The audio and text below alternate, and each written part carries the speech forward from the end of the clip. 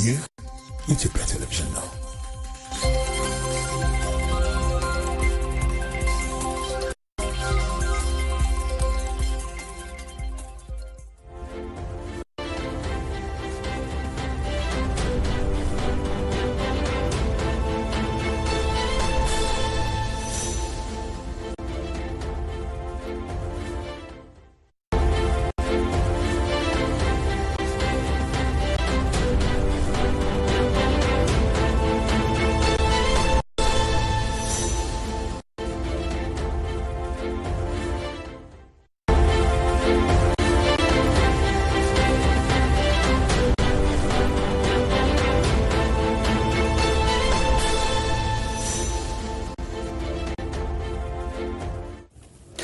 በድጋሜ እንደምን አምሽታችኋል። በልዩ አቀራረብና ዝግጅት ዘውትር አርብ ወደ እናንተ የሚደርሰው ኢቲቪ አመሻሻችን 3ኛ ምዕራፍ ላይ ደርሷል።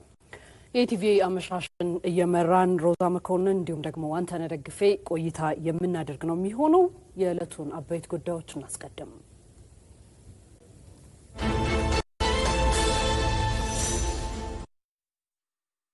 ዘመን ተሻጋሪና ሁሉን አሰባሳቢ ኢትዮጵያዊነት መገንባት የምንችለው በብሔራዊ ትርክት አማካኝነት ነው ሲሉ ጠቅላይ ሚኒስትር አብይ አህመድ ተናገሩ።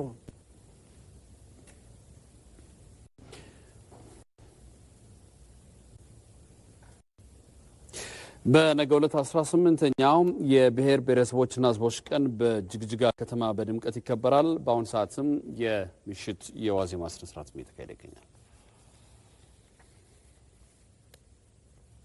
የኢቲቪ አመሻሽ 3ኛ ምዕራፍ ላይ ትገኛላችሁ። ቀደም ሲል ከዚህ ከዋናው ስቱዲዮ እንዳልናችሁ ሮዛ መኮንንና አንተነህ ደግፌ ዜናዎቹን የመራን አብረናችሁ እንቆያለን። የ18ኛው የብሔር ብሔረሰቦች ቀን ከሚከበርበት ሶማሌ ጅጅጋ ደግሞ ባልደረባችን መሀሌት ታደለ በቀጣይ ዜናውን የምትመራ ነው የሚሆነው። ወደ ኋላ ላይ የምታገኙት ነው የሚሆነው። የምናስቀድመው ግን የተወደዳችሁ አጫጭር ዘገባዎችን ይሆናል። ሪሳ ሎፒዮ ትጠብቃችኋለች።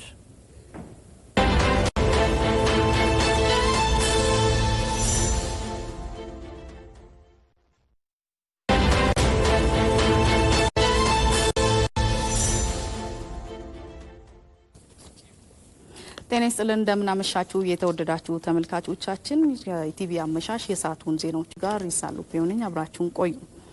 ኢትዮጵያ ለዓለም ጥቁር ሕዝቦች ታሪክ ቅርጽና የትምህርት ማዕከል አስፈላጊውን ሁሉ በማድረግ ለአፍሪካ አንድነትና ነጻነት የተለመደ አስተዋጽኦን እንደምታበረክት ምክትል ጠቅላይ ሚኒስትርና የውጭ ጉዳይ ሚኒስትር ደመቀ መኮንን ገለጹ።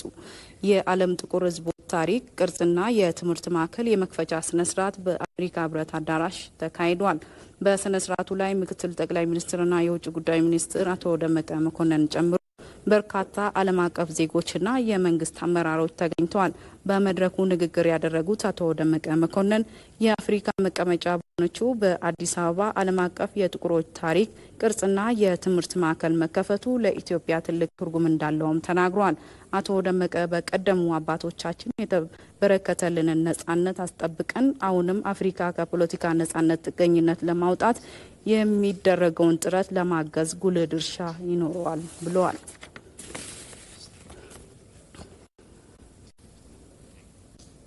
በኢትዮጵያ እየተከናወኑ የሚገኙ የኢኮኖሚ ማሻሻያዎችና የልማት ስራዎች የሚበረታታ መሆኑ የዓለም ባንክ ገለጸ። ባንኩ በኢትዮጵያ የልማት ስራዎችን ለመደገፍ የሚያደርገውን ድጋፍ አጠናክሮ እንደሚቀጥል አስታውቋል። የዓለም ባንክ የኦፕሬሽን ማኔጂንግ ዳይሬክተር አና በርዲና በባንኩ የምስራቅና ደቡብ አፍሪካ ቀጠና ምክትል ፕሬዝዳንት ቪክቶሪያ ከዋኳ የተመራ ልዑክ ከኢትዮጵያ ገንዘብ ሚኒስቴር የስራ ኃላፊዎችና የብሔራዊ ባንክ ገዢ ጋር ተወያይቷል። በኢትዮጵያ እየተሰሩ ያሉ የመሰረተ ልማትና የኢኮኖሚ ማሻሻያዎች እንዲሁም የልማት ስራዎች አበረታች መሆናቸውን አና በርዲ ገልጸዋል። የገንዘብ ሚኒስትር አህመድ ሺዴ ኢትዮጵያ እያከናወነች ያለውን የልማት ስራዎች በቀጣይም ለመደገፍ ከዓለም ባንክ ጋር ስምምነት መድረሱ ተናግረዋል። ኢትዮጵያ በቀጠናው ያደረገችው ያለውን ትብብር የዓለም ባንክ እንደሚያደንቅና የተጀመሩ ስራዎች በጥሩ ሁኔታ ላይ እንደሚገኝ መገምገማቸውን ነው የገለጹት። አቶ አህመድ በአገር ውስጥ እየተተገበረ ያለውን የሪፎርም አጀንዳ ለማስቀጠል ተጨማሪ ድጋፍ ለማድረግ ተስማምተናል ብሏል። ዘገባው የሪፖርተራችን ሞላ አለማየሁ ነው። በህገወጥ 1800 ካሬ ሜትር ይዞታን በመስጠትና በመሸጥ ከ80 ሚሊዮን ብር በላይ ጉዳት አድርሰዋል በሚል ወንጀል የተጠረጠሩ ግለሰቦች ተከሰሱ። ከሳሽ የፍትህ ሚኒስቴር አቃቤ ሕግ ሲሆን ተከሳሾቹ የቀድሞ የአዲስ አበባ የከተማ ከንቲባ አማካሪን ጨምሮ 24 ተጠርጣሪዎች ናቸው። ስልጣን ያለአግባብ መገልገል በሚል ከባድ የሙስና ወንጀል ክስ የተመሰረተባቸው የቀድሞ የአዲስ አበባ ከተማ ከንቲባ አማካሪ ቶሎሳ ተስፋዬን ጨምሮ 11 የከተማ አስተዳደሩ ሰራተኞችና 13 ግለሰቦች ናቸው ክስ የተመሰረተባቸው። የአቃቤ ሕግ ክስ እንደሚያመለክተው ተከሳሾቹ ከመስከረም 23 ቀን 2011 ዓ.ም እስከ ህዳር 14 ቀን 2015 ዓ.ም ባሉት የተለያዩ ቀናት ውስጥ በአዲስ አበባ ከተማ አስተዳደር አግባብ ባሉ አካል ሳይፈቀድ የተያዙ ቦታዎችን ለሁለት ተከሳሾችና ለአንድ ግለሰብ በህገወጥ መንገድ መብት መፍጠራቸው በክሱ ተጠቅሷል። በአጠቃላይ የመንግስት ሰራተኛ የሆኑት ተከሳሾቹ ለልማት ተነሺዎች ሊሰጥ የሚገባውን ካሳና ቦታ በህገወጥ መንገድ እንዲወሰድ በማድረግና ሌሎቹ ተከሳሾች ወስዶ በመሸጥ ለራሳቸው ከላይ በዝርዝሩ የተገለጸውን የማይገባቸውን ብልጽግና በማግኘታቸውና በመንግስት ላይም የመሬቱ ሊዝ ዋጋ የሆነውንና ካሳ የተከፈለውን 80 ሚሊዮን 755,508 ብር ጉዳት እንዲደርስ በማድረጋቸው በዋና ወንጀል አድራጊነትና በልዩ የሙስና ወንጀል ተካፋይነት ማድረጋቸውን መጥቀስ ነው አቃቤ ሕግ በከባድ የሙስና ወንጀል የከሰሳቸው። ተከሳሾቹ በፌዴራል ከፍተኛ ፍርድ ቤት ልደታ ምድብ 5ኛ የሙስና ወንጀል ችሎት ቀርበው ክሱ እንዲደርሳቸው ተደርጓል። መዝገቡ ለታህሳስ 1 2016 ተቀይሯል። ተጠርጣሪዎቹ በቁጥጥር ስር ሊውሉ የቻሉት የከተማ አስተዳደሩ ባቋቋመው የጸረ ሙስና ኮሚቴ ከሌሎች የጸጥታ ግብረ ኃይል ጋር ባደረገው ክትትልና ምርመራ ነው። ተመልካቾቻችን ለሰዓቱ ያዝናቸው መረጃዎች እነዚህ ነበሩ። ከኛ ጋር ስለምትሆኑ እናመሰግናለን። መልካም ጊዜ።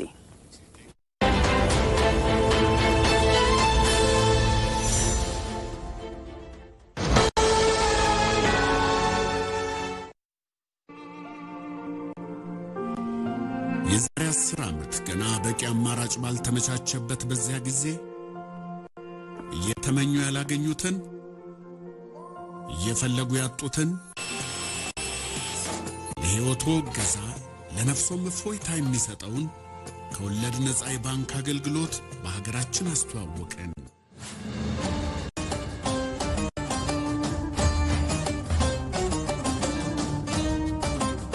የሸሪዓን መርሆች መሰረት ባደረጉና በተመቻቹ የፋይናንሲንግ አማራጮች ችግሮን ፈተው ስራውን የሚያቀላጥፉበትን እድል እንዲሁም ፍላጎቶን ያማከሉ የቁጠባና የዲጂታል ባንኪንግ አገልግሎቶችን እያቀረብን ከእርሱ ጋር 10 ዓመታትን አብረን ተጉዘናል።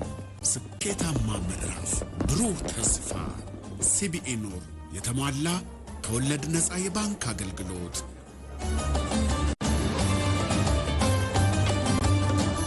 ያሳለፍናቸውን 10 የስኬት ዓመታት ተመርኩዘን እልፍ የከፍታ ዓመታትን በወዳጅነት እንዘልቃለን። እናመሰግናለን። የኢትዮጵያ ንግድ ባንክ ሁሌም የሚተማመኑበት ባንክ።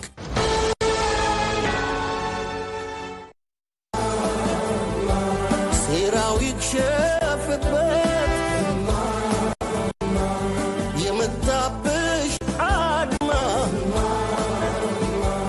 እጁን ሳር ያድርገው ጉልበቱ ቄጠማ።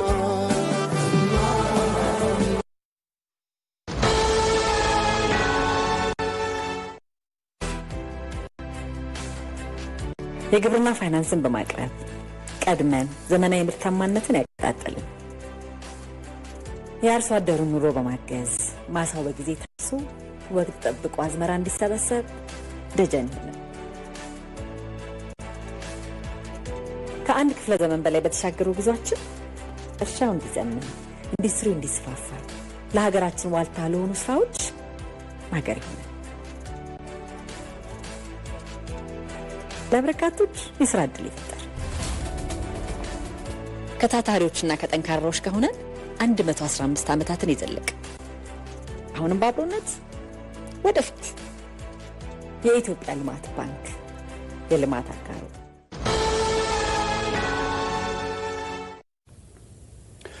ኢቲቪ አመሻሽ ሶስተኛ ምዕራፍ ላይ ደርሷል። 18ኛው የኢትዮጵያ ብሔር ብሔረሰቦችና ሕዝቦች በዓልን የተመለከቱ ጉዳዮችን ወደ እናንተ እናደርሳለን። በቀዳሚነት ግን ጠቅላይ ሚኒስትር አብይ አህመድ ያስተላለፉትን መልእክት ነው ወደ እናንተ የምናደርሰው። ዘመን ተሻጋሪና ሁሉን አሰባሳቢ የኢትዮጵያዊነት መገንባት የምንችለው በብሔራዊ ትርክት አማካኝነት ነው ሲሉ ጠቅላይ ሚኒስትር አብይ አህመድ ገልጸዋል። ጠቅላይ ሚኒስትር አብይ አህመድ ለ18ኛ ጊዜ የሚከበረውን የኢትዮጵያ ብሔር ብሔረሰቦችና ሕዝቦች ቀን አስመልክቶ የእንኳን አድረሳችሁ መልእክት አስተላልፈዋል። ጠቅላይ ሚኒስትሩ ያስተላለፉትን መልእክት ቀጥለው እናቀርባለን። እንኳን ለኢትዮጵያዊነት በዓል አድረሳችሁ። የኢትዮጵያ ብሔር ብሔረሰቦችና ሕዝቦች ቀን ለ18ኛ ጊዜ ብዝሃነትና እኩልነት ለሀገር አንድነት በሚል ርዕስ በሶማሌ ክልል ዋና ከተማ በጅግጅጋ እየተከበረ ነው። መሪ ቃሉ እንደሚያመለክተው ይህ በዓል የኢትዮጵያዊነት በዓል ነው። ኢትዮጵያዊነት ማለት ህብረ ብሔራዊ አንድነትን ማዕከል ያደረገ ሀገራዊ ማንነት በመሆኑ ኢትዮጵያዊነት በአንድ በኩል የብሔር ብሔረሰቦችን ብዝሃነት የሚቀበል በሌላ በኩል ደግሞ ይህንን ብዝሃነት አስተሳስሮ የያዘና ለዘመናት የተሻገረ ጠንካራ አንድነት አለ ብሎ የሚያምን ነው። ይህ በዓል በህብረ ብሔራዊ አንድነት ላይ የተመሰረተውን የብሔራዊ ትርክት የምንገነባበት በዓል እንደሚሆን እምነቴ ነው። ብሔራዊነት ሀገርን ለመከፋፈልና ለማዳከም ከተገነባው ነጠላ ትርክት የምንወጣበት መንገድ ነው። ከፖለቲካዊ ታሪካችን ይልቅ ማህበራዊ ታሪካችንን በማጉላት ከትናንትና ይልቅ በዛሬና በነገ ድሎቻችንና ስራዎቻችን ላይ በመመስረት በህገ መንግስታዊ ስርዓት ላይ የቆመ አንድ የፖለቲካና የኢኮኖሚ ማህበረሰብ ለመመስረት የሚያስችል ገዢ ትርክት ነው። የብሔራዊነት ትርክት መነሻዎችም ባለቤቶችም ብሔር ብሔረሰቦች ናቸው። ሀሳቡ የኢትዮጵያ ብሔር ብሔረሰቦች መከራና ፈተና ሳይነጣጥላቸው ለጋራ እጣ ፈንታቸው ሲሉ አንድነት የከፈሉትን መስዋዕትነት ከማጽናት የሚነሳ ነው። ኢትዮጵያን ያልገነባ ለኢትዮጵያ ዋጋ ያልከፈለ ማንም ህዝብ የለም። ሁሉም ብሔር ብሔረሰቦች በገነቧትና ዋጋ በከፈሉባት ኢትዮጵያ በፍትሃዊነት በእኩልነትና በነጻነት የመኖር መብትም አላቸው። ኢትዮጵያን ከልመና የማላቀቅና የብልጽግና መሰረት የመጣል ግዴታም አለባቸው። የብሔራዊነት ትርክት ይህን ብዝሃነትና አንድነትን ማዕከል ያደረገ አሰባሳቢ ትርክት ነው። ዘመን ተሻጋሪና ሁሉን አሰባሳቢ ኢትዮጵያዊነት መገንባት የምንችለውም በብሔራዊ ትርክት አማካኝነት ነው። በዓሉን ስናከብር በዚህ መንፈስ እንደምናከብረው አምናለሁ። በዓሉን ያዘጋጀው የሶማሌ ክልል ምስጋና ይገባዋል። መልካም በዓል ይሁንልን። የኢትዮጵያ በልጆቿ ጥረት ታፍራና ተከብራ ለዘላለም ትኖር። ፈጣሪ ኢትዮጵያና ሕዝቦቿን ይባርክ። የኢፌዴሪ ጠቅላይ ሚኒስትር ዶክተር አብይ አህመድ።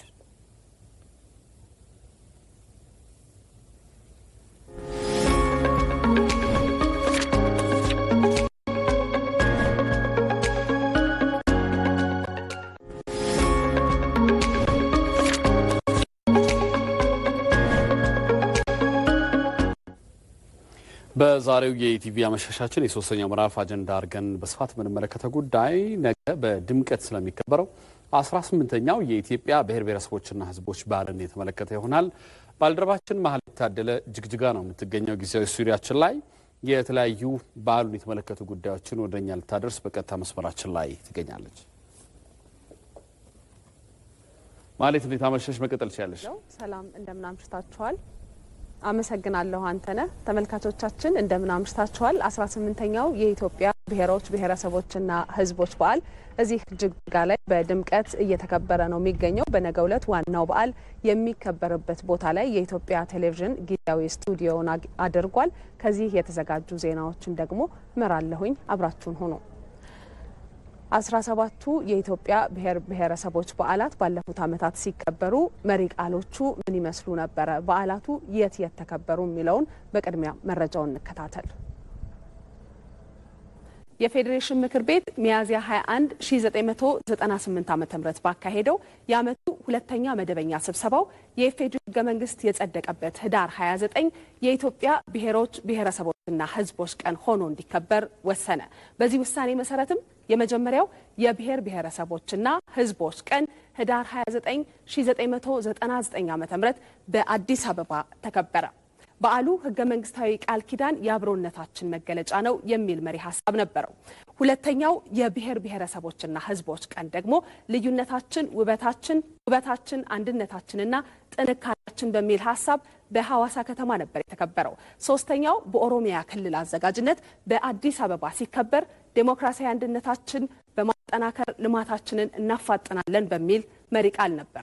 መቻቻል ለዲሞክራሲ አንድነትና ልማት የሚል መሪ ሀሳብ የተሰጠው ደግሞ በ2002 ዓ.ም በድሬዳዋ ከተማ የተከበረው የአራተኛው የብሔር ብሔረሰቦችና ህዝቦች ቀን ነው። አዲስ አበባ ለሶስተኛ ጊዜ አዘጋጅነት እድል ያገኘችበት አምስተኛው የብሔር ብሔረሰቦች ቀን እጅ ለእጅ ተያይዘን የሀገራችንን ህዳሴ ወደማይቀለበስበት ደረጃ እናደርሳለን የሚል ነበር መሪ ቃሉ። ስድስተኛው በትግራይ ክልል አዘጋጅነት በመቀሌ ሲከበር ህገ መንግስታችን ለብዝሃነታችንና ለአንድነታችን ለህዳሴያችን በሚል መሪ ሀሳብ ተከብሯል። ብዙም አንድም ሆነን በመለስ ራዕይ በህገ መንግስታችን ለህዳሴያችን በሚል መሪ ቃል በባህር ዳር የተከበረው ደግሞ ሰባተኛው የብሔር ብሔረሰቦችና ህዝቦች ቀን ነበር።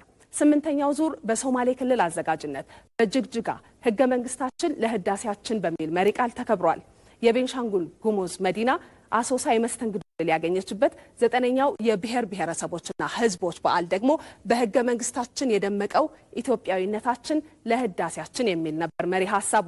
የብሔር ብሔረሰቦችና ህዝቦች ተሳትፎ ለላቀ እድገትና ትራንስፎርሜሽን በሚል መሪ ቃል በጋምቤላ የተከበረው ደግሞ 10ኛው የብሔር ብሔረሰቦች ቀን ነበር። 11ኛው በሐረሪ ክልል አዘጋጅነት ሲከበር መሪ ቃሉ ህገ መንግስታችን ለዲሞክራሲያችን አንድነታችንና ህዳሴያችን በሚል ነበር። በአፋር ክልል መዲና ሰመራ የተከበረው 12ኛው የብሔር ብሔረሰቦች ቀን በህገ መንግስታችን የደመቀ ህብረ ብሔራዊነታችን ለህዳሴያችን በሚል መሪ ሀሳብ ነው። በብዝሃነት የደመቀ ኢትዮጵያዊ አንድነት የሚል መሪ ሀሳብ የነበረው 13ኛው በዓልም በአዲስ አበባ ተከብሯል። በ2011 ዓ.ም 14ኛው የብሔር ብሔረሰቦችና ህዝቦች ቀን አዲስ አበባ ዕለቱን በተከታታይ እንድታስተናግድ እድል የሰጣት ነበር። በኦሮሚያ ክልል አዘጋጅነት ህገ መንግስታዊ ቃል ኪዳናችን ለዘላቂ ሰላማችን በሚል መሪ ሀሳብ ተከብሯል። ህብረ ብሔራዊ አንድነትና እኩልነት ለጋራ ብልጽግና የሚል መሪ ቃል የነበረው 15ኛው የብሔር ብሔረሰቦችና ህዝቦች በዓል ደግሞ በ2013 ዓ.ም በአዲስ አበባ የተከበረ ነው። ድሬዳዋ ለሁለተኛ ጊዜ የበዓሉ አስተናጋጅ የሆነችበት 16ኛው የብሔር ብሔረሰቦችና ህዝቦች በዓል ወንድማማችነት ለህብረ ብሔራዊ አንድነት የሚል ነበር መሪ ቃሉ። ህብረ ብሔራዊ አንድነታችን ለዘላቂ ሰላማችን የሚል መሪ ቃል የነበረው 17ኛው የብሔር ብሔረሰቦችና ህዝቦች ቀን በ2015 ዓ.ም በሐዋሳ ነበር የተከበረው። ዘንድሮም ብዝሃነትና እኩልነት ለሀገራዊ አንድነት በሚል መሪ ቃል በጅግጅጋ ለ18ኛ ጊዜ እየተከበረ ነው። ኢትዮጵያ አሁን በስራ ላይ ያለውን ጨምሮ 4 ህገ መንግስት ተግባራዊ አድርጋለች። የመጀመሪያውን ህገ መንግስት በአጼ ኃይለ ሥላሴ ዘመነ መንግስት አሃዱ ያለች ሲሆን አሁን የምትጠቀምበት 4ኛው ህገ መንግስት በ1987 ዓ.ም ወደ ስራ የገባ ነው። የኢትዮጵያ የህገ መንግስት ታሪክ ምን ይመስላል የሚለውን ደግሞ ባልደረባችን መቅደላ ላይ ተጀ በዚህ መልኩ ታስቀኘናለች። ህገ መንግስት የአንድ ሀገር የበላይ ህግ ነው። በአንድ ሀገር ስለሚኖር የፖለቲካ ስርዓት፣ የስልጣን ባለቤትነት፣ የመንግስት አወቃቀር፣ የስልጣን ክፍፍልና አሰራር እንዲሁም የዜጎች መብቶች፣ ነጻነቶችና በመንግስትና በዜጎች መካከል ያለውን ግንኙነት የሚደነግግ የህግ ሰነድ ነው። የመጀመሪያውን ህገ መንግስት ስለተወዳጁ ህዝባችን አዲስ አይነት ህገ መንግስት መተዳደር ጀምሯል። ዴሞክራሲያዊ ህገ መንግስት ማርቀቅና ማጽደቅ እንደሆነ ይታወቃል። ኢትዮጵያ አሁን በስራ ላይ ያለውን ጨምሮ 4 የህገ መንግስቶችን ተግብራለች። ዘርዘር አድርገን እንመልከት። በሀገራችን ኢትዮጵያ የህገ መንግስት ታሪክ ያሁኑ የኢፌዴሪ ህገ መንግስት 4ኛ ህገ መንግስት ሲሆን የመጀመሪያው በ1923 ዓ.ም በአጼ ኃይለ ሥላሴ ዘመን የተደነገገው ነበር። ከ1923 በፊት በኢትዮጵያ የነበሩ መንግስታት በውል የሚታወቅ ህገ መንግስት አልነበራቸውም። ከ1464 እስከ 1468 በንጉስ አጼ አምደ ጽዮን ዘመን ፍትሐ ነገስት የሚባለውን መንፈሳዊ ህግ በህገ መንግስት አምሳል በስራ ላይ እንዲውል ተደርጎ ነበር። ወደ 1923 እንመለስ። ቀዳማዊ አጼ ኃይለ ሥላሴ በይፋ ንጉስ ተብለው ዘውድ መድፋታቸውን ተከትሎ የመጀመሪያው የንግስና ዘመናቸው ላይ ስራ ላይ እንዲውል ተደረገ። በ1923 ዓመተ ምህረት የመጀመሪያውን ህገ መንግስት ስለተወዳጁ ህዝባችን ስንሰጥ ይህን ዓላማ ከግቡ ለማድረስ አስበን ህገ መንግስቱ የዜጎች ይሁንታ ሳያስፈልገው በንጉሱ መልካም ፈቃድ እንደወጣ ይነገራል። በዛው በንጉሱ የስልጣን ዘመን 1948 ዓ.ም ህገ መንግስቱ ተከለሰ። ሙሉ ለሙሉ መቀየር ሳይሆን የተወሰኑ ማሻሻያዎችን በማድረግ ወደ ስራ ገባ። ይህ ህገ መንግስትም የኢትዮጵያ ሁለተኛው ህገ መንግስት ሆኖ አገልግሏል። ኮንስቲቱሽኑ በሁሉም ነገር በዓለም ካሉት ኮንስቲቱሽኖች የተለየ አይደለም። ህዝባችንም ይህን ኮንስቲቱሽን እየተጠቀመበት እንዲሄድ ያንኑ የሰጠነውን የዲሞክራሲ መንገድ የሚመራ በመሆኑ በኢትዮጵያ ታሪክ ሶስተኛውና አጭር ጊዜ ያለው ህገ መንግስት ደግሞ በ1979 ዓ.ም የጸደቀው የደርግ ዘመን ህገ መንግስት ነው። ይህ ህገ መንግስት ደርግ ወደ ስልጣን ከመጣ ከ13 ዓመት በኋላ የተደነገገ ነበር። የኢትዮጵያ ህዝብ በቀጥተኛ ተሳትፎ ባዘጋጀው ራሱ ባጸደቀውና በመረጣቸው እንደራሴዎቹ አማካኝነት ሙሉ ህጋዊ ኃይል ባገኘው አዲስ አይነት ህገ መንግስት መተዳደር ጀምሯል። ከህገ መንግስቱ ድንጋጌ በኋላ ብዙም ሳይቆይ በ1983 ዓ.ም ደርግ በትረ ስልጣኑን ሲቀማ ህገ መንግስቱም 4 ዓመታትን ብቻ በስራ ላይ ውሎ አጭር ተቀጨ። ይህ ዛሬው ቀን ሁሉም በፊት የሚያስታውሰን ነገር ቢኖር የኢትዮጵያ ሰፊ ህዝቦች ለረጅም ዓመታት የተነፈጉትን መብታቸውና ነፃነታቸውን ለማግኘት ሳያሳልሱ ያካሄዱት መራራ ተጋድሎን ነው። አሁንም በስራ ላይ ያለውና በሀገራችን አራተኛው ህገ መንግስት በ1987 ዓ.ም ወደ ትግበራ የገባው ነው። ህገ መንግስቱ ከ1983 ማለትም ደርግ ወድቆ ኢህአዴግ የስልጣን መንበሩን ከጨበጠበት ዘመን ጀምሮ እስካሁን በስራ ላይ አለ። በስራ ላይ ያለው ይህ ህገ መንግስት እስከ ጸደቀበት 1987 ዓ.ም የነበሩ ጊዜያት ሀገሪቱ የምትመራበት ህገ መንግስት የህዝብን ይሁንታን ያላገኙ እንደነበሩ ይነገራል። አሁን በስራ ላይ ያለው ህገ መንግስትን ለማርቀቅ በ1985 ዓ.ም የህገ መንግስት አርቃቂና አወያይ ኮሚቴ ተቋቋመ። እንደሚታወቀው ሁሉ በሽግግሩ ዘመን ይፈጸማሉ ብለን ካስቀመጥናቸው ዋና ዋና ተግባራት መካከል ለአዲስ ኢትዮጵያ የሚሆንና የሚበጅ ዴሞክራሲያዊ ህገ መንግስት ማርቀቅና ማጽደቅ እንደሆነ ይታወቃል። ይህንን አብይ ተግባር ከመፈጸም አኳያ ልዩ ኃላፊነት የተሰጠው ኮሚሽን ስራውን የጀመረበት ቀን በመሆኑ ልዩና ታሪካዊ ቀን ነው ማለት ይቻላል። ህገ መንግስቱም ህዳር 29 ቀን 1987 በህገ መንግስት ጉባኤ ጸደቀ። አንቀጽ 39 ንዑስ አንቀጽ 1 የአብዛው አቋም የሆነውን በመደገፍ 508 ተቃውሞ 7 ድምፀ ተአቅቦ 1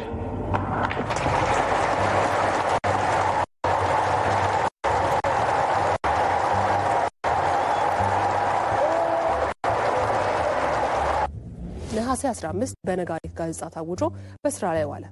ይህ ህገ መንግስት በአዋጅ ቁጥር 1 ህዝባር 1987 ሲደነገግ በፊርማቸው ያጸደቁት የወቅቱ ፕሬዝዳንት ዶክተር ነጋሶ ጊዳዳ ነበሩ።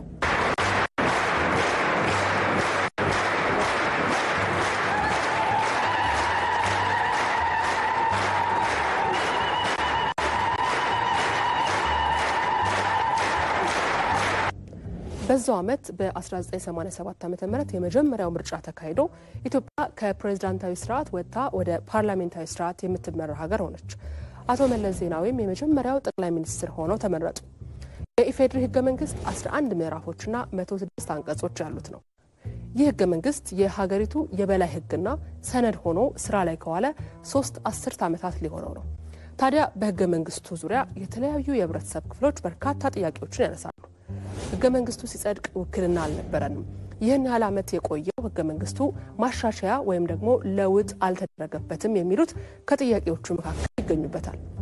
ለመሆኑ ኢትዮጵያ አዲስ ህገ መንግስት አሊያም ማሻሻያ ያስፈልጋት ይሆን?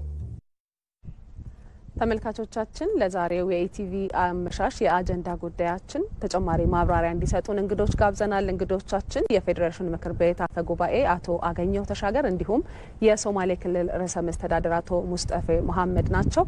ከሮዛና ከአንተነህ ጋር ከዋናው ስቱዲዮ ቆይታ ያደርጋሉ። ወደ ዋናው ስቱዲዮ ተመልሳችኋል ተመልካቾቻችን። ቀደም ሲል መሀሌት እንዳለችው እንግዶች ይዘናል። የአጀንዳ ጉዳያችን ላይ ተጨማሪ ማብራሪያ የሚሰጡን የፌዴሬሽን ምክር ቤት አፈ ጉባኤ አቶ አገኘሁ ተሻገር እንዲሁም የሶማሌ ክልል ርዕሰ አስተዳደር አቶ ሙስጠፌ መሐመድ በቀጥታ መስመራችን ላይ ናቸው። እጅግ አድርገን እናመሰግናለን። በዚህ ፈጣን በሆነ ወይም ደግሞ ብዙ ጉዳዮች በሚያስፈልጉ ሰዓት ላይ በኢቲቪ ቀጥታ ገብታችሁ ምላሾቻችሁን ለመስጠት ስለወደዳችሁ ማለት ነው። ወደ ጥያቄዎቻችን እናመራለን። በጣም እናመሰግናለን። የመጀመሪያው ጥያቄ ለአቶ አገኘው ነው የምናደርገው። አቶ አገኘው በድጋሜ ጤና ይስጥልኝ፣ እንኳን አደረሰዎት። ባለፉት አመታት የተከበረው የብሔር ብሔረሰቦች ቀን ወይም አከባበር ብሔራዊ አንድነትን ከማጠናከር አንጻር የነበራቸው ፋይዳ እንዴት ይገለጻል? 17 አመታት የተከበሩት የብሔር ብሔረሰቦችና ህዝቦች ቀን ብሔራዊ አንድነትን ከማጠናከር አንጻር ፋይዳቸውን እንዴት ይገልጹታል?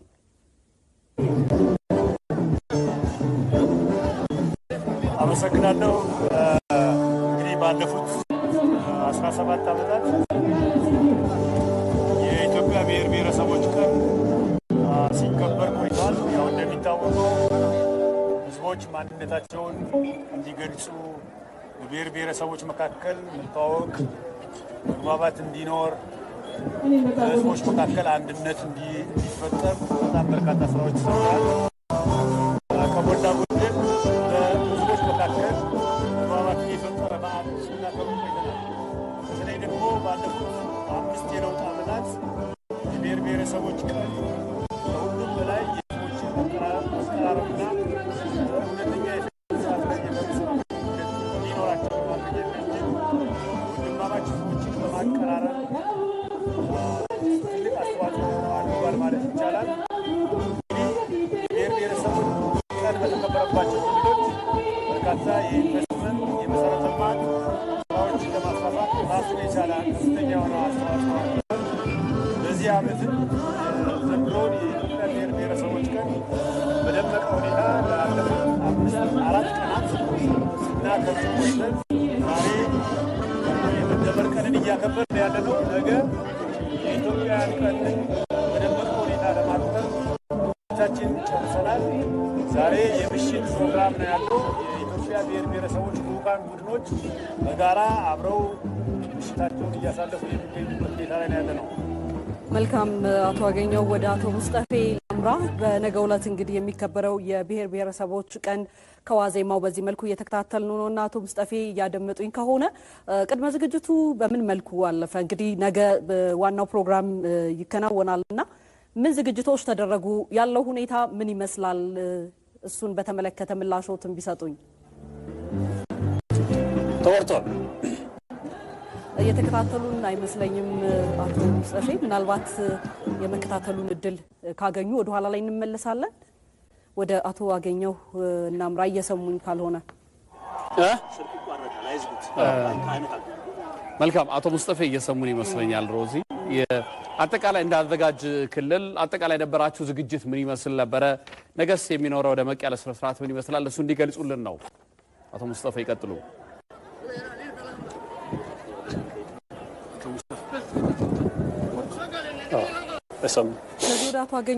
ወደ አቶ አገኘው እንሂድና አቶ አገኘው ምናልባት ለእርሶ የዚህ የብሔር ብሔረሰቦች ቀን መከበር ችግሮችን በሰላም መንገድ ከመፍታት አንጻር ያለው ፋይዳ ምንድን ነው? ብሔር ብሔረሰቦች ከመተዋወቅ አንጻር ከመነጋገር አንጻር ያለውን ፋይዳ ደግሞ ቢነግሩን። በጣም ጥሩ። የኢትዮጵያ ብሔር ብሔረሰቦች ቀን ሲከበር በህገ መንግስቱና በፌዴራል ስርዓቱ ላይ ተከታታይ ውይይቶችና ንግግሮች ይደረጋሉ። በዚህ መሰረት ህዝቦች ስለምንከተለው የፌዴራል ስርዓት ግንዛቤ እንዲኖራቸው የሚያስችል የተለያዩ ውይይቶች ሲካሄዱ ቆይተዋል። በተለይ ደግሞ ባለፉት 4 አመታት በህዝቦች መካከል አንድነት ስር እንዲሰድ ግንኙነታችን እንዲጠነክር የሰራነው ስራ መልካም ነው። በዚህም ጥሩ ውጤቶች ተገኝተዋል። በአሁኑ ሰዓት ከየትኛውም አቅጣጫ የሚታዩ ልዩነትን በከፍተኛው ደረጃ የሚያቀነቅኑ በመካከል ልዩነትን የሚፈጥሩ ሁኔታዎች እንዳይኖሩ ይሰማል ስራ ለመስራት እየተሞከረ ነው። እንደሚታወቀው በፌዴራል ስርዓት ውስጥ በበርካታ ጉዳዮች ላይ ልዩነቶች አሉ። እነዚህ ልዩነቶች ለማስታረቅ በንግግር፣ በውይይት፣ በምክክር ችግሮቻችን መፍታት እንዳለብን መግባባት ላይ ለመድረስ ስራ እየሰራ ነው። የዘንድሮው የብሔር ብሔረሰቦች በዓል ልዩ የሚያደርገው ደግሞ የኢትዮጵያ ህዝቦች ሀገራዊ ምክክር ለማድረግ ዝግጅት በሚያደርጉበት ዋዜማ ላይ ስለሆነ ምናልባትም የዘንድሮ በዓል አከባበር የህዝቦችን መቀራረብ በከፍተኛ ሁኔታ የሚያሻሽል ከመሆኑም በላይ ለብሔራዊ ምክክራችን ትልቅ ግብአት የሚገኝበት ነው። በዛሬው ዕለትም ያካሄድነው የፓነል ውይይት የመግባባት ዲሞክራሲ ለኢትዮጵያ ምን ጠቀሜታ ሊኖረው ይችላል የሚለውን ነገር በሚገባ የተወያየንበትና የተነጋገርንበት ነው። ስለዚህ ይህም በዓል በየጊዜው እያከበርን በመሄዳችን በህዝቦች መካከል የሚኖረውን መግባባት፣ አንድነት፣ ወንድማማችነትና ችግሮች ሲኖሩም ችግሮችን በሰላምና በውይይት በመግባባት የምንፈጥርበት ሁኔታ እንፈጥርበታለን ተብሎ ነው የሚታሰበው። መልካም አቶ አገኘው እናመሰግናለን። አሁን አቶ ሙስጠፌ ምናልባት የሚሰሙኝ ከሆነ በነገው ዕለት የሚከበረው የብሔር ብሔረሰቦች ቀን ዝግጅት ምን ይመስላል? ምን ገጽታ አለው? ከዛ ባሻገር የብሔር ብሔረሰቦች ቀን በክልሉ መከበሩ ለከተማ መሰረተ ልማት፣ ለእድገቷ፣ ለቱሪዝሙ በክልሉ ላለው በተለይ ለኢንቨስትመንት መነቃቃቱም እንዴት አይነት ጠቀሜታ ይኖረዋል ይላሉ?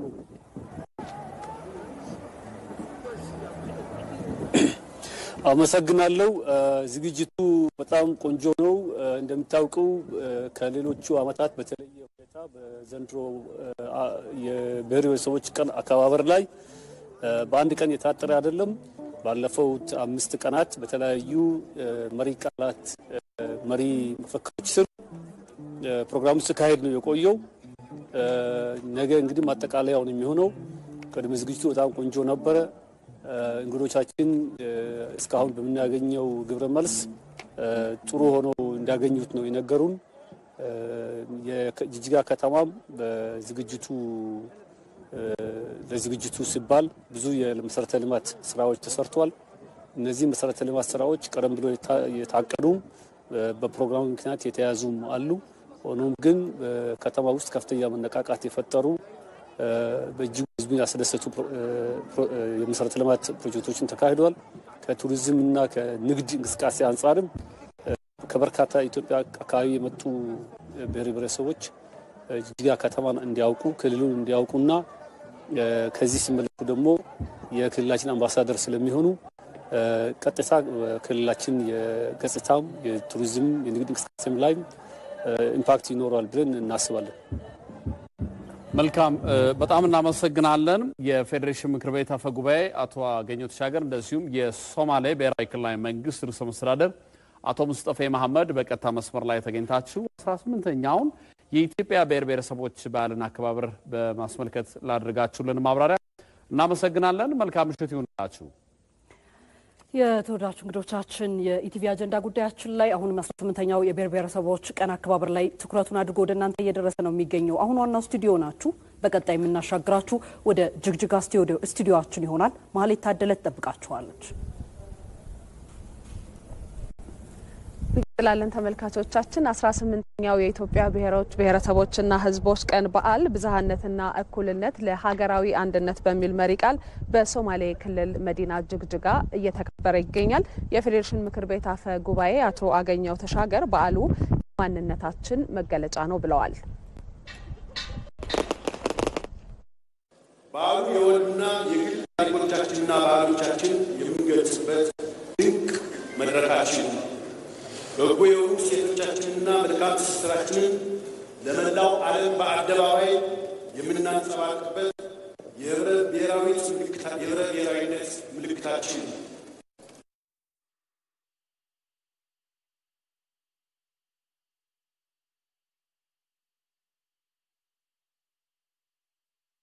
ብሔረሰቦችና ህዝቦች ቀን በዓል ህብረ ቀለማችን የተጎናጸፈውን ማንነታችን ለመላው ዓለም የምናሳይበት የነጻነት ቀንዲል ነው። በተገመደው ህብረ ብዝሃነታችን ውስጥ እንደ አበባ የፈኩ የልዩ ልዩ ማንነቶችን በደመቁ ልዩ ልዩ መብቶቻችን ውስጥ የተሰናሰሉና የተዋሃዱ ህብረ ብሔራዊነታችንን ፍንትው ብሎ የምናሳይበት መስታወታችን ነው።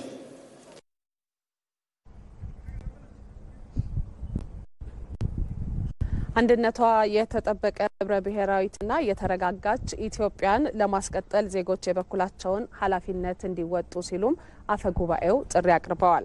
አንድነትን በማጠናከር ለዲሞክራሲያዊ ግንባታ ሁሉም ኃላፊነቱን መወጣት አለበት ሲሉም አሳስበዋል። ችግርን በኃይል ለመፍታት ከመሞከር ይልቅ ችግርን በውይይት መፍታት የበለጠ ዘላቂ ሰላምን ያረጋግጣል። ባህል በጣም ከቤተሰብ ጀምሮ ልጆቻችንን ማስተማርና መገንባት የሚገባን ባህል ነው። ትንሽ የሚጎለን እሱ በጣም አስፈላጊ ነው እላለሁ። በወንድማማችነት በአንድነትና በህብረት ፖለቲካዊ ስርዓቱ ደግሞ ሁሉንም በሚያካትትና ፍትሃዊ ተጠቃሚነትን ባረጋገጠ መንገድ የሚሄድ ከሆነ ችግሮች ይፈታሉ። አንድነት ላይ አብሮነት ላይ በጋራ አገራችን ለማበልጸግ ሁላችንም ከመገፋፋት ባለፈ አንድነት ለማጠናከር በሚያስችሉ ጉዳዮች ላይ እየተወያየና እየተመካከርን የምንመጣ ከሆነ ጠንካራ አገር ጠንካራ ኢትዮጵያ ልንመሰረት እንችላለን። ተመልካቾቻችን ከጅግጅጋ ጊዜያዊ ስቱዲዮ የያዝናቸው ዜናዎቻችን አብቅተዋል። ስለተከታተላችሁን እናመሰግናለን። ኢቲቪ አመሻሽ ይቀጥላል። እናመሰግናለን ማህሌት። ወደ ዋናው ስቱዲዮ ተመልሳችኋል። የተወዳጁ ተመልካቾቻችን ኢቲቪ አመሻሻችን አሁንም ወደ እናንተ መድረሱ እንደቀጠለ ነው። ወደ ህግ ሚዛን ነው የምንመራው። የዛሬው ህግ ሚዛናችን ዘገባ የሚያተኩረው በድፍረት አይደረስብኝም በማለት ከህጋዊ ተጫራቾች ጋር በሐሰተኛ ሰነድ አብሯቸው ተጫርቷል። የኢትዮጵያ መድን ድርጅት ካጫረታቸው ተሽከርካሪዎች አንዷን የቤት መኪና በሐሰተኛ ሰነድ ይዞም ብስ ብሎ ተሰወረ።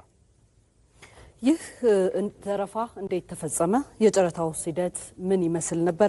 በሐሰተኛ የጨረታ ሰነድ የተሰወረችው ተሽከርካሪ እጣ ፈንታስ ምንድነው? እንዲሁም ደግሞ ወንጀለኛው የተፈረደበትና የተላለፈበት ቅጣትና ውሳኔ ምን ገጽታ አለው? ባልደረባችን ጥላሁን ካሳ ተከታዩን ያስዳስሰናል።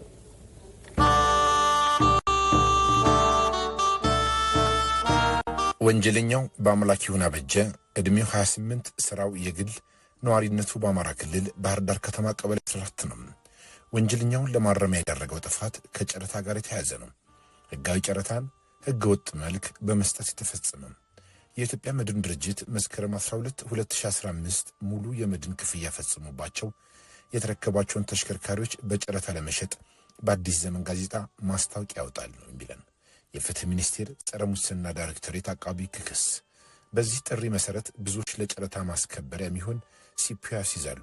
ወንጀለኛው በአምላክ ይሁን አበጀ በልቡ የሸመቀውን ክፉ ሐሳብ እንደያዘ መስከረም 30 2015 ሁለት ሲፒዩዎችን ያዘጋጃል። ነጻነት መስፍን በተባለ ግለሰብ ትዕዛዝ የተሰራ እንዲሁም ሌላኛው ቮይድ ወይም የተወገደ ሲፒዩ ሆኖ ሳለ በራሱ ስምና ትዕዛዝ ከዳሸን ባንክ የተሰራ በማስመሰል በድምሩ 200 ሺህ ብር ሐሰተኛ በሆነ መንገድ በራሱ ስም የተዘጋጀ የጨረታ ማስከበሪያ ሲፒዩዎች አቀረበ ነው የሚለን ክሱ።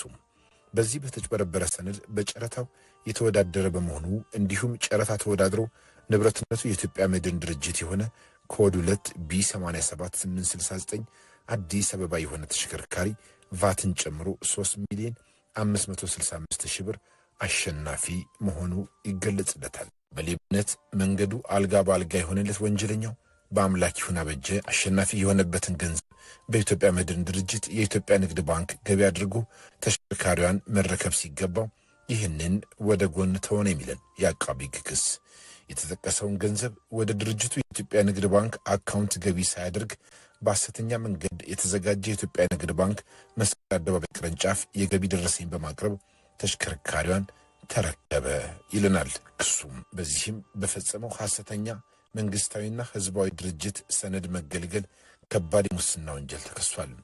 አይደረስብኝም ብሎ በስውር የፈጸመው በእርሱ ዘንድ ረቂቅ በተባለ መንገድ የተከናወነው ጥፋት በፖሊስ ጥብቅ ክትትልና ምርመራ በፍትህ ሚኒስቴር የጸረ ሙስና ዳይሬክቶሬት አቃቤ ሕግ ድጋፍ ጥፋቱ ለአደባባይ በቅቶ የፌዴራሉ ከፍተኛ ፍርድ ቤት 5ኛ የሙስና ወንጀል ችሎት መዝገቡ እንዲመረምር ሆኗል። ግራቀኙ ሲመረምር የቆየው ችሎቱ ሰሞኑን በወንጀለኛው ላይ ያስተላለፈውን ቅጣት ተከትሎ በ4 ዓመት ከ5 ወር ጽኑ እስራትና 85,000 ብር የገንዘብ መቀጮ ያስተምረዋል በማለት ወስኗል። በወንጀለኛው የተሰወረችው ተሽከርካሪም የተዘረፈው የመድን ድርጅት እንዲረከባት ሆኗል። በፍርድ ቤት ትዕዛዝ የማጭበርበር ውጤቱ ይህ ሆኗል። ይሆንልኛል ያለው ሳይሆን ያልጠበቀው ማረሚያ ተቀብሎታል።